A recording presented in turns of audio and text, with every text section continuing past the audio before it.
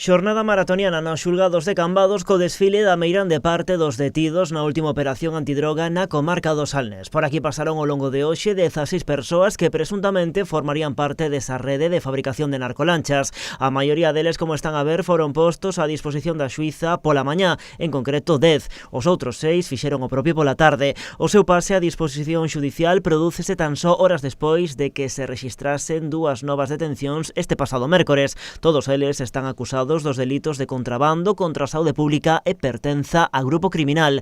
Ademais, a operación sáldase polo momento coa incautación de 18 narcolanchas entre a provincia de Pontevedra e Portugal e cartos en metálico que roldan os 80.000 euros. Tamén foron requisados moldes para a fabricación das embarcacións e vehículos que poderían ser empregados para o seu transporte. Ademais, producíronse ata 14 rexistros en municipios da nosa contorna como Vilanova, Vilagarcía, O Grove, A Illa, Caldas ou Barro, así como en Portugal.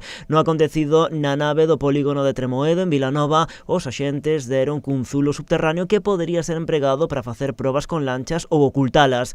O líder desta organización, por certo, xa foi enviado á prisión. Trátase do meco Francisco Javier Otero Magdalena, con antecedentes por narcotráfico. Foi detido o sábado e permaneceu incomunicado ata o martes. Nesa xornada pasou a disposición xudicial tamén no xulgado de instrucción número 3 de Cambados, que decretou para el prisión provisional comunicada e sen fianza.